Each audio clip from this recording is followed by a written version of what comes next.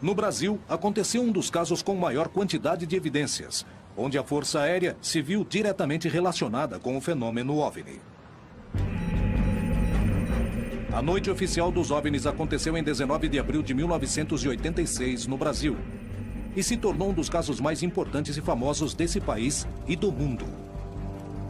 A noite oficial dos OVNIs recebeu esse nome muito apropriado, por sinal, porque ela se tornou um fato oficial na história do Brasil, e não só na história da ufologia, mas na história do meio militar brasileiro. Começou com o avistamento de uma luz pela torre de controle de São José dos Campos, em São Paulo, e a partir daí aviões foram ordenados a interceptar essas luzes, porque não se tinha conhecimento de nenhuma outra aeronave no espaço aéreo. Quando houve a perseguição por 7 caças da Força Aérea Brasileira de 21 objetos esféricos de enormes proporções. E foram praticamente 3 horas de perseguição, não dos aviões pelos objetos, mas dos objetos perseguindo os aviões. Os operadores de radares estavam trabalhando nas torres de controle, quando começaram a ver uma série de luzes anômalas que apareciam nas telas que vigiam os céus do Rio de Janeiro, São Paulo e São José dos Campos. Esses objetos começaram a ser avistados inicialmente da torre de controle de tráfego aéreo do próprio aeroporto da cidade e, de maneira progressiva, o número foi aumentando.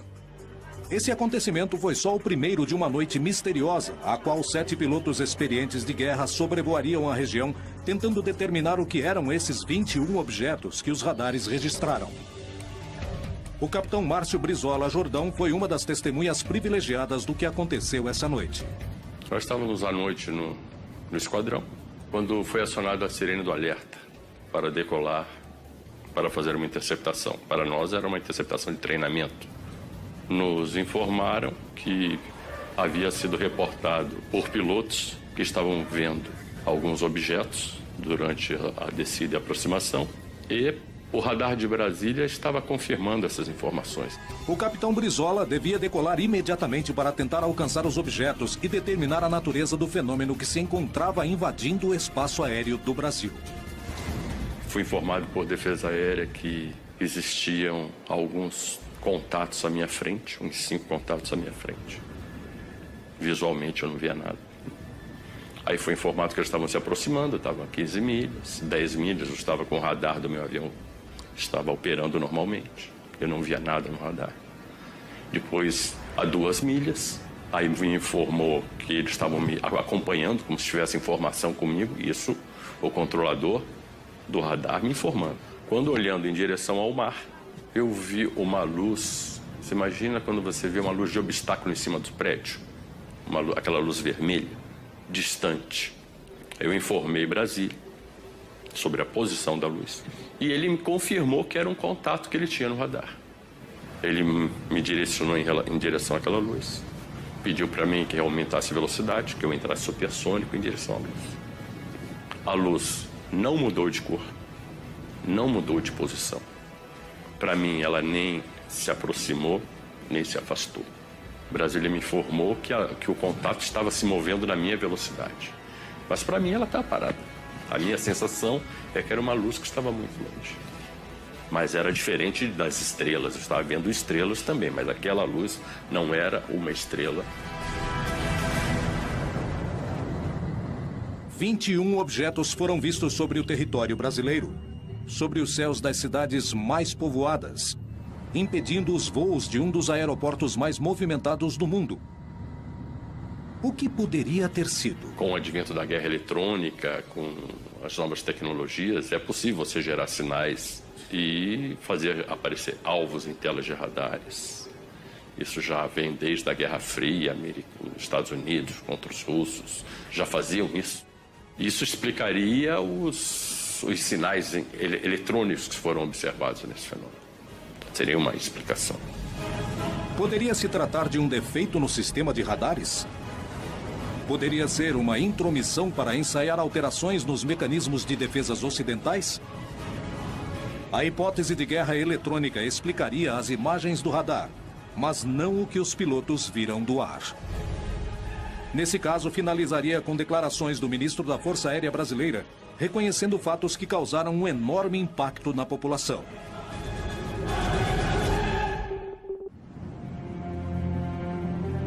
Muitos dos avistamentos registrados no continente foram investigados no mais absoluto segredo, e não foram poucas as ocasiões marcadas pela presença de diferentes agências militares e de inteligência dos Estados Unidos investigando fenômenos OVNI.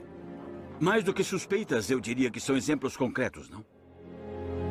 Por exemplo, um caso que aconteceu no México há 3 ou 4 anos de um suposto OVNI que caiu em Puerto Vallarta. E, posteriormente, foi solicitado ao controlador aéreo a entrada de um avião DC-8 da NASA na zona onde havia caído um suposto OVNI. Isso chama atenção, não é? Eu sei de um fato da Força Aérea. A Força Aérea dos Estados Unidos obteve documentos e provas do avistamento de OVNIs na América Latina.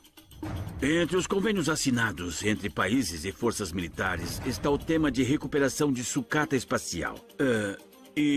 Por meio desse convênio também intervém quando caem objetos que não são sucatas. E os Estados Unidos recupera. Os peritos acreditam que o incidente ocorrido em Coyame, no México, poderiam provar a presença de militares norte-americanos se ocupando do fenômeno na região. Segundo algumas investigações, na noite de 25 de agosto de 1974, houve uma colisão entre um OVNI com um avião civil no município de Coyame, em Chihuahua, México. Se fala de uma completa operação de resgate, a princípio do governo mexicano, para resgatar os restos do avião e das pessoas a bordo. E dizem que quando chegaram não encontraram só o avião, mas também um disco e também alguns corpos que não pareciam humanos. O governo mexicano colocou esse disco em um ônibus, mas os Estados Unidos já os estavam monitorando por satélites, espiões, e foi aí que os Estados Unidos intervieram sem autorização do governo mexicano. Mas quando chegaram, todos os militares mexicanos estavam mortos. As provas do acontecimento não são suficientes e existem indícios de que muitas foram destruídas. O caso foi conhecido só depois do ano 2000. Esteve perdido por 28 anos nos livros de história do fenômeno OVNI do caso Coyame. Há muito enigma, há muito silêncio ao redor desse caso. Não há documentos oficiais. A base é de testemunhas. Eu tenho a sensação de que alguém quis desaparecer com as pistas desse caso. A pouca quantidade de provas ao redor do incidente de Coyame é um indício da participação dos militares ou revela que o caso, na verdade, nunca existiu.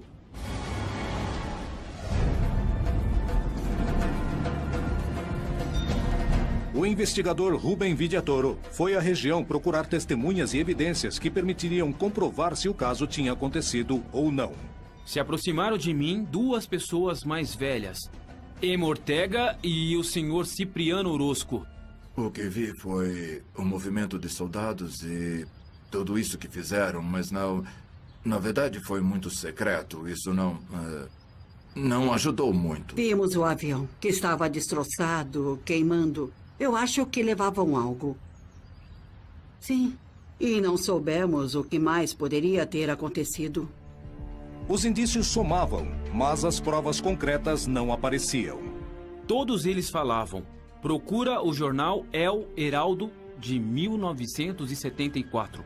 Começamos a revisar as prateleiras do arquivo e encontramos. E chegamos aos anos 70, tiramos o pacote correspondente, começamos a folhear e tive uma grande surpresa quando percebi que os jornais do mês de agosto de 1974 e de setembro, agosto e setembro, tinham desaparecidos.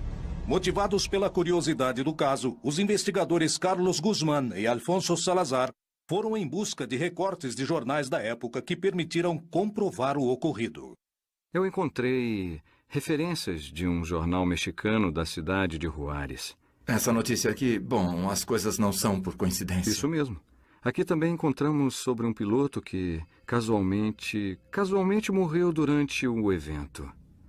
Piloto aviador Henrique Rivera Gutierrez, de 50 anos de idade. Isso mesmo. E outro caso que também me chamou a atenção, que no dia 13 de setembro, aproximadamente um mês depois, mudaram o chefe militar da região.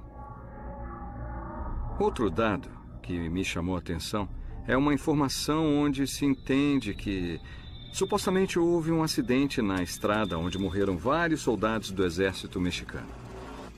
E, curiosamente, a história fala de que, supostamente, tropas norte-americanas tiveram um confronto com soldados mexicanos. Os segredos e mistérios ao redor do incidente de Coyame parecem maiores que a evidência reunida.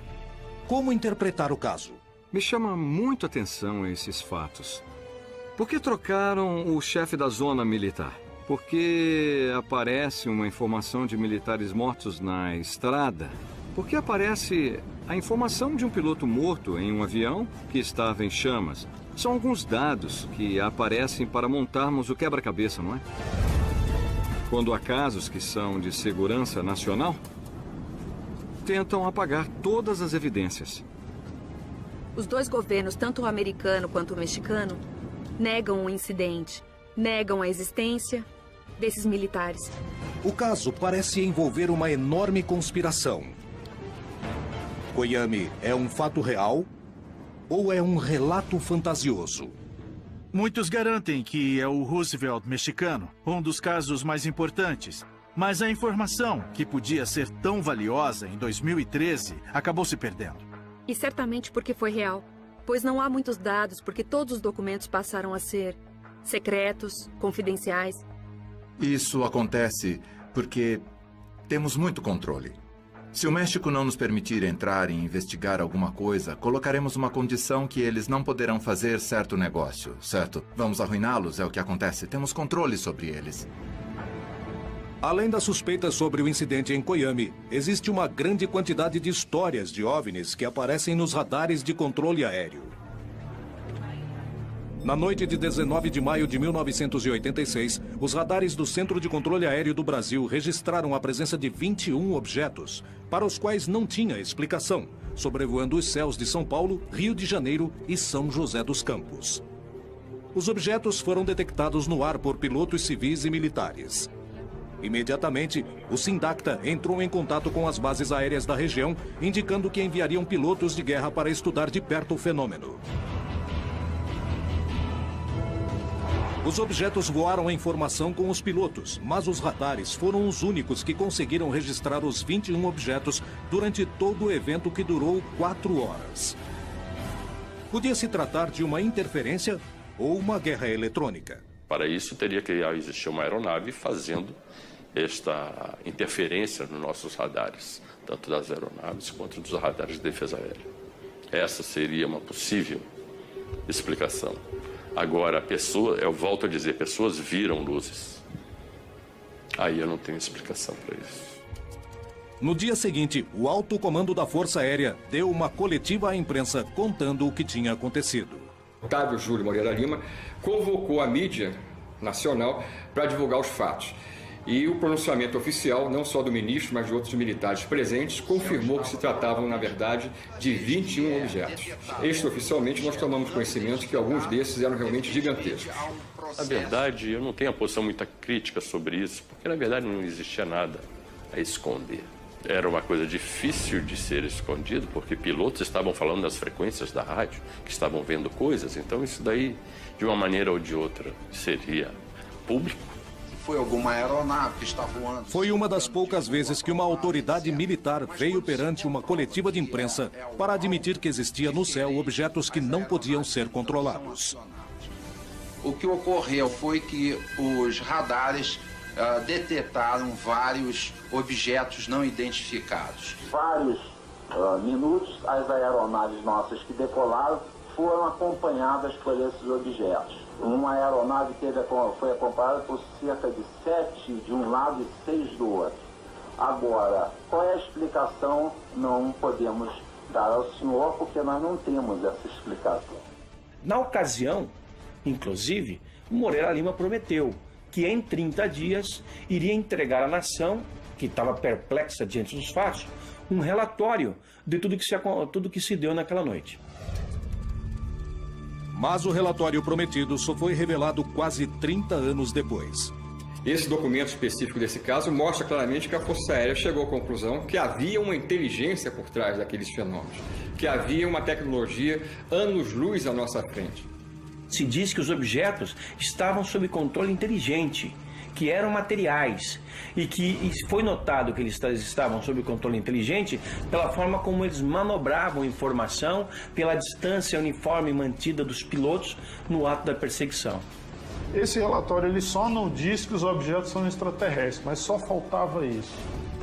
Por que se ocultaram as conclusões? O que realmente aconteceu na noite oficial dos OVNIs?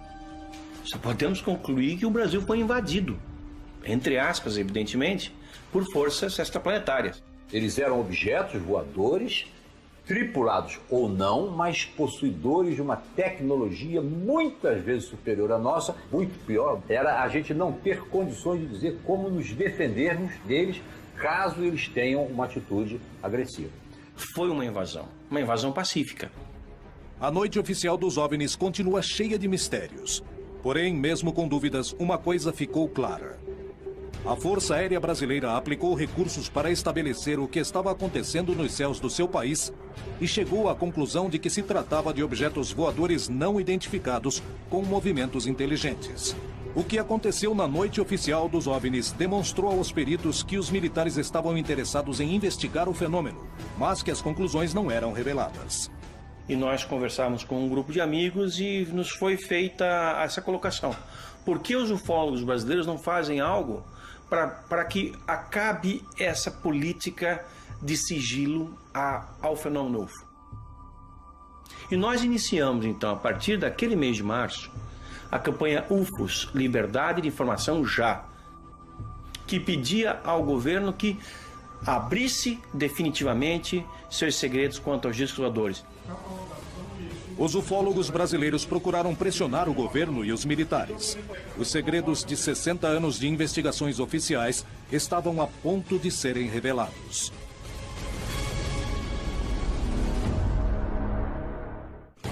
O desenvolvimento da tecnologia militar ocorreu no mais absoluto segredo, igual a muitas das investigações oficiais sobre os fenômenos OVNI. Qual é a relação entre ambos? Os primeiros que falaram da presença de objetos voadores não identificados nos espaços aéreos foram os pilotos que combatiam na Segunda Guerra Mundial. Até o ano de 54, só a Inglaterra tinha reportado 10 mil avistamentos de UFOs. A menos que um OVNI apareça no sul da Califórnia.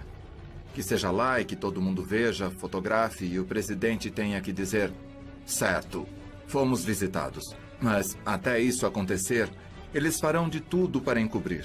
Como estão fazendo até hoje? Há uma barração e certamente não queremos revelar os segredos da defesa nacional. Com certeza há boas razões baseadas em fatos para não revelarem os segredos. Decididos a conhecer a verdade e baseando-se no testemunho de militares que tinham investigado os casos, os ufólogos do Brasil começaram uma campanha para ter acesso à informação oficial.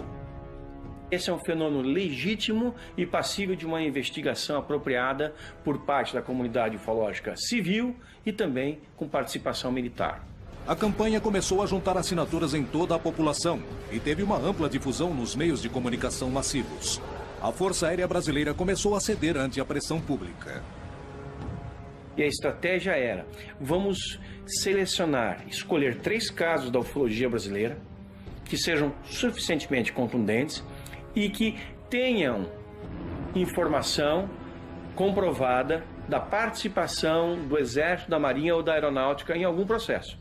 Porque nós temos informações e documentos, já vazados em outras circunstâncias, que comprovam o envolvimento militar nessas 3 ocorrências. E as nossas ideias iniciais era pedir, inicialmente, a liberação dos documentos oficiais da noite oficial dos UFOs, da Operação Prato, e depois nós também colocamos dentro dessa campanha o caso Varginha. Eu recebi no meu escritório uma ligação de um porta-voz da Aeronáutica convidando o grupo que estava por trás dessa campanha, que era a Comissão Brasileira de Ufólogos, para ir a Brasília para ver os documentos que nós então solicitávamos. nós então pudemos ver uma quantidade vasta de documentos. Eram várias pilhas, eram milhares de páginas e muitas fotografias que nos foram mostradas pelos militares. E lá nós tivemos em mãos alguns desses documentos que nós solicitávamos. Porém, não nos deixaram fazer cópia de nada, anotar nada, nem fazer fotografia de nada. Nós pudemos entrar ali exclusivamente com a roupa do corpo e sair dessa maneira. Eles disseram que só possuíam aquilo. Nós sabíamos que havia mais. Os ufólogos não ficaram satisfeitos com essa primeira reunião e saíram sem material, mas com a promessa de que todos os documentos existentes seriam revelados. Mas passaram-se anos para que os arquivos não fossem mais confidenciais. Somadas todas as liberações, nós chegamos a ter 4.500 páginas de documentos que antes eram secretos, liberados oficialmente pela Força Aérea Brasileira. Então não dá para acreditar que toda a estrutura da Força Aérea Brasileira tenha, ao longo de 60 anos, produzido 4.500 páginas. Isso é óbvio. Nós acreditamos que seja apenas a ponta do iceberg. Em 2010, a Força Aérea tomou uma decisão que surpreenderia a todos os envolvidos. O comandante da aeronáutica, o brigadeiro do ar Junichi Saito, assinou uma resolução em que se determina ali que todas as informações relativas à observação de objetos voadores não identificados que sejam recebidos pela aeronáutica fossem enviadas ao CONDABRA, o Comando Brasileiro de Defesa Aeroespacial, e dali, classificadas, catalogadas, esse material fosse enviado imediatamente para o Arquivo Nacional para escrutínio público. A campanha UFOS Liberdade da Informação Já comprovou que os órgãos oficiais investigavam as denúncias de OVNIs e também deixou claro que nem toda a informação era revelada, aumentando as suspeitas de que alguns órgãos mantinham os resultados em segredo. O interesse dos governos pelo fenômeno OVNI envolvia toda a região, mas são poucos os casos em que esse interesse se revela publicamente. E se nós fizermos um passeio pelo continente, vamos encontrar o Chile, que é completamente transparente, segundo essa questão, e desde 1997 tem um organismo de pesquisa de discos voadores oficial, e lá tudo é transparente. Tanto que o seu site na internet começa com gravações de pilotos relatando observações de UFOs. Em 1997, o mesmo ano em que os ufólogos do Brasil começavam a campanha UFOS Liberdade de Informação Já, o Chile fundava o Comitê de Estudos de Fenômenos Aéreos Anômalos. O número de testemunhas válidas ao redor do mundo é tão numerosa que é impossível ignorar. A ufologia aeronáutica trabalha em função do risco que significam esses eventos ou esses fenômenos. 95% de tudo que nós recebemos é perfeitamente explicável e jogamos fora. Fica uns 5%, dos quais uns 2% esclarecemos e sabemos o que é exatamente. E restam uns 3% que não sabemos o que é. Realmente, aí poderíamos falar que existe um fenômeno aéreo anormal que não sabemos explicar e que está presente. A criação de órgãos oficiais dedicados ao estudo de fenômenos OVNI prova o interesse dos estados nesses episódios.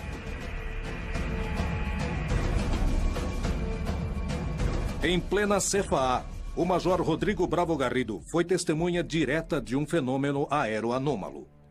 Foram raras as vezes as quais um militar em atividade contou com esse tipo de experiência. Em 21 de março de 2011, pela primeira vez tive a experiência de observar um fenômeno aéreo não identificado. Falo assim porque foi um fenômeno aéreo que não pude identificar e que chegou muito próximo do voo que estávamos realizando. Estávamos em uma operação noturna a 11 mil pés, lançando paraquedistas em queda livre vertical na cidade de Copiapó. Nós observávamos no segundo voo uma luz vermelha no horizonte. Então, inicialmente, eu me comuniquei por frequência com o centro de controle.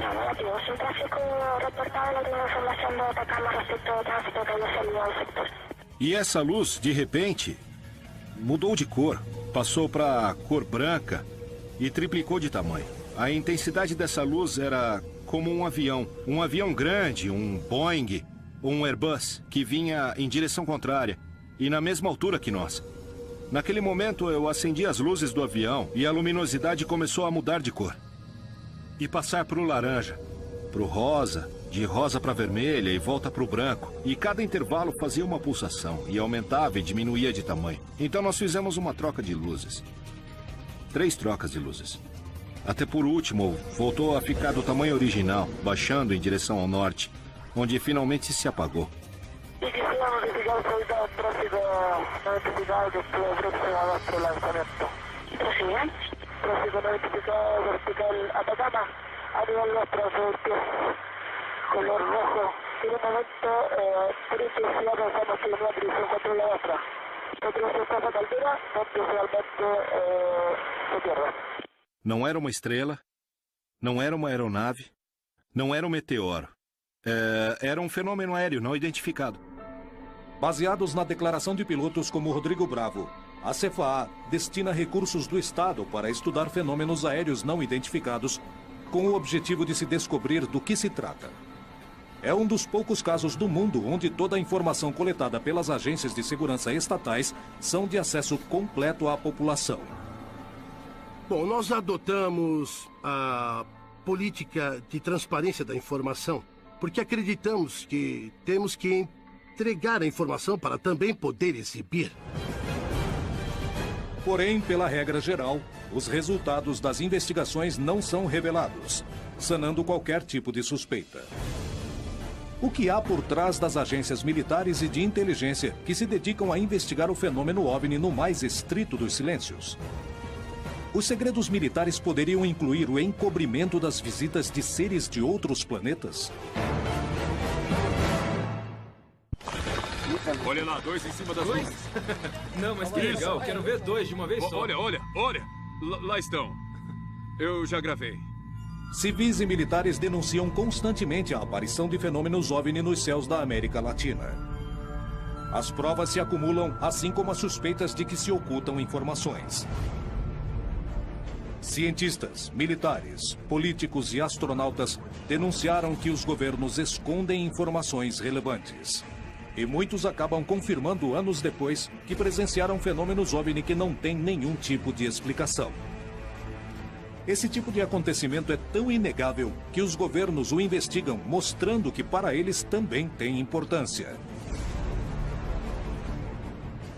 Há uma grande quantidade de antecedentes, tanto o que nós reunimos quanto o comitê da CFAA, desde o ano que foi criado. Tanto que diferentes órgãos internacionais estão preocupados com o estudo desse fenômeno. Desde a criação da NARCA, do CEFA no Chile e de outros órgãos, como o OVNIs no Uruguai, o CEFA na Argentina e a OIFA no Peru, se aceita totalmente a existência desse fenômeno, sem saber o que ele é e sem especular, simplesmente trabalhando em função dos efeitos que causa.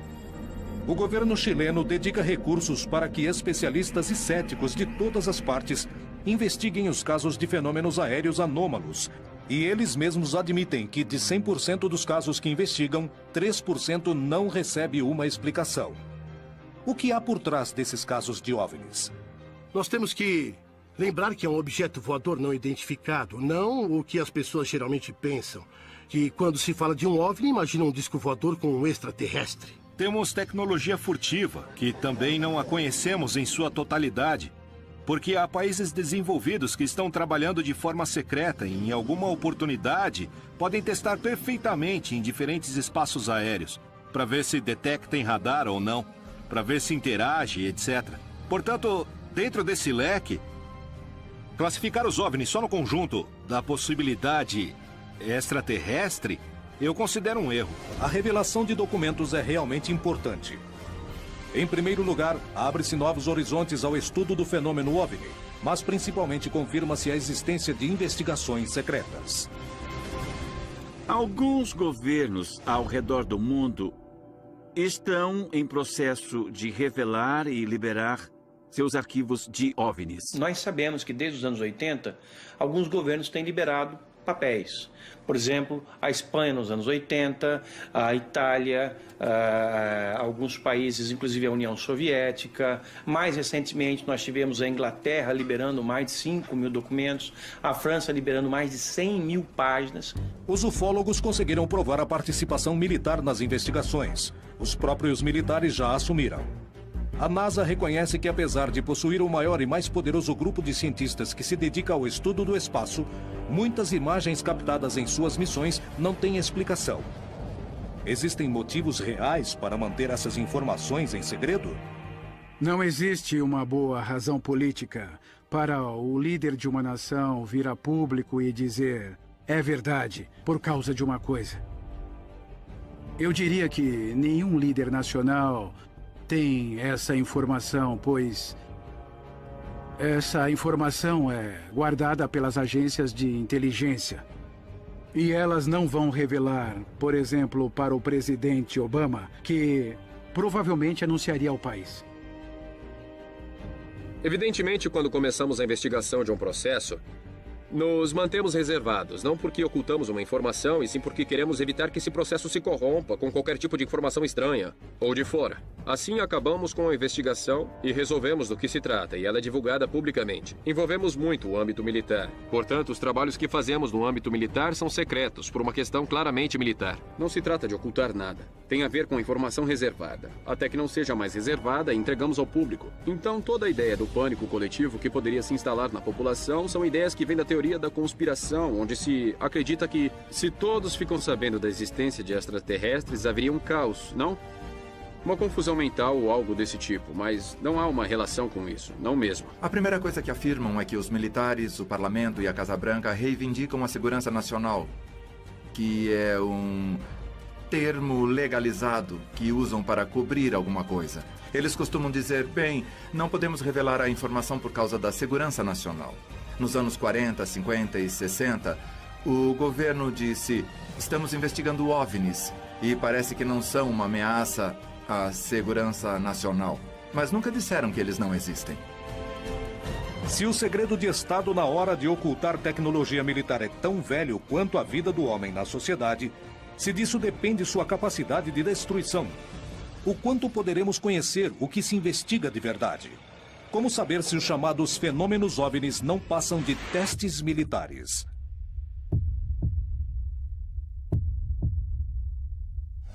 Em Ituzaingó, Buenos Aires, Argentina, quase diariamente há denúncias de avistamentos dos fenômenos OVNIs. Isso incentiva aqueles que desejam ver OVNIs nos céus e acreditar que não estamos sozinhos, e uma série de vídeos gerados por moradores e investigadores do lugar, que registram fenômenos estranhos, circulam despertando todo tipo de suspeitas. O lugar está localizado no meio de 3 bases militares: Palomar, Campo de Maio e Morón. Nessas bases militares, há atividades constantes de OVNIs. É um fato histórico, está relatado em vários casos e foram investigados por pessoas realmente muito qualificadas para fazer isso. O interessante é que nessa base, ninguém pensou que teríamos o grau de atividade fora do comum que temos, nem o grau de anomalia da atividade que verificamos.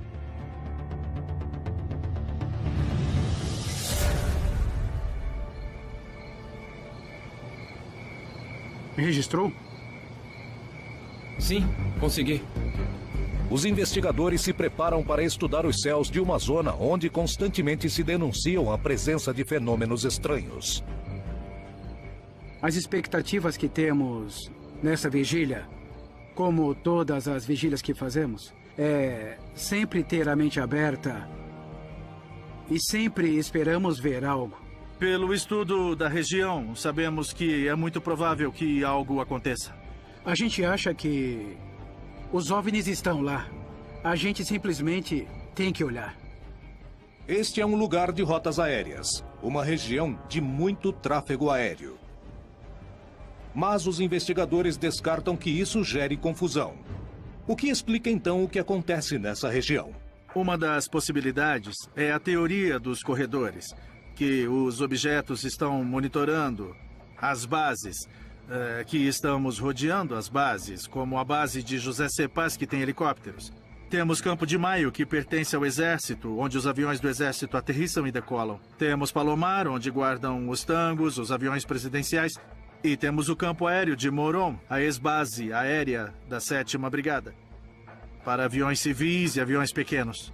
É muita coincidência que as luzes muitas vezes apareçam antes da saída de um avião ou depois da decolagem de uma nave. Olha lá, Edu. Onde apareceu recentemente, tá vendo? O quê? O que é aquilo ali? Aonde? Ali. Vários exércitos do mundo se interessaram pelo fenômeno OVNI e lentamente começaram a revelar suas informações. As conclusões continuam ocultas e os ufólogos denunciam que as partes mais importantes das investigações não são apresentadas. Será que é porque alguém as apagou ou são fantasias sobre conspirações? Em Ituzaingó, Buenos Aires, Argentina, um grupo de estudiosos procura entender o que acontece no céu. No meio da vigília, os investigadores acreditam ver uma luz suspeita. Parem.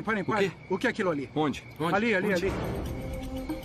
Ok, eu já vi. Olha, vem aqui. Consegui. Você viu? Espera. Conseguiu? Vi. Viu? Eu vi, sim, eu vi. Adri, acredita que a luz do UFO apareceu e depois de 30 segundos vimos o avião? No mesmo lugar onde estava a luz do OVNI, 30 segundos depois vimos decolar um avião da base de Moron e segue justamente a rota. E o curso passa exatamente pelo lugar onde estava a luz. As luzes do OVNI são raios de luz muito brilhantes, muito rápidos e que se repetem a cada 2 ou 3 minutos, exatamente no mesmo lugar. Inclusive, eu confirmei com um telescópio, exatamente no mesmo lugar. Não é uma coisa comum, um avião não fica no mesmo lugar, muito menos um satélite. É realmente um fato confirmado que se trata de um objeto voador não identificado. As denúncias na região se repetem, as evidências se acumulam. Mas a explicação do que acontece nos céus de Buenos Aires permanece no mais absoluto dos mistérios. Alguns segredos já foram revelados, mas há muito mais que parece estarem ocultos. Será que os governos e os militares realmente possuem outro tipo de informação sobre o fenômeno OVNI?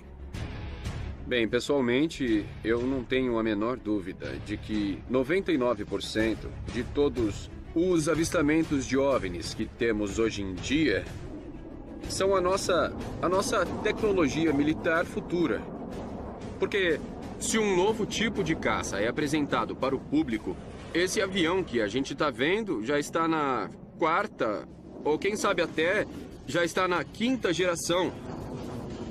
No entanto, há relatos de avistamentos de OVNIs onde está quase claro de que seja alguma coisa não terrestre, sabe? Porque as manobras que vimos nesses vídeos são absolutamente espantosas. Há pequenos detalhes da época e de comportamentos que não se encaixam. Por isso se descarta a hipótese de tecnologia terrestre, de armas experimentais. Porque o mesmo que os OVNIs faziam hoje, faziam durante a Segunda Guerra. Vinham assim, paravam, subiam, desciam e disparavam para cima numa velocidade incrível. Se um governante admitir a existência de um poder superior ao dele, que segurança ele pode passar para a população? Há um autor que diz que um segredo só se guarda entre 3 se 2 estiverem mortos. Quando eu digo isso, é porque em muitas dessas conspirações, se alguém sabe de algo, deveria contar sempre, de alguma forma ou de outra. Isso não acontece. Portanto, as conspirações pertencem a um grupo de pessoas que inventam coisas. Bom, eu só chego a uma conclusão. É que quando você tem amigos astronautas, amigos generais, amigos que acessaram arquivos e as pessoas falam, bom, por que então não fazem as declarações no leito de morte? Alguns fizeram, e muitos antes de morrer, por que não falaram a verdade ao mundo? Bom, isso é porque eles estavam protegendo suas famílias. Se houvesse tecnologia extraterrestre para ser recuperada, o país ou a instituição que que colocasse as mãos nisso primeiro teria uma vantagem enorme. Então, se não há uma chance em 1000 de que isso seja verdade, os governos, os militares, a comunidade científica, as instituições de defesa vão querer saber e investigar.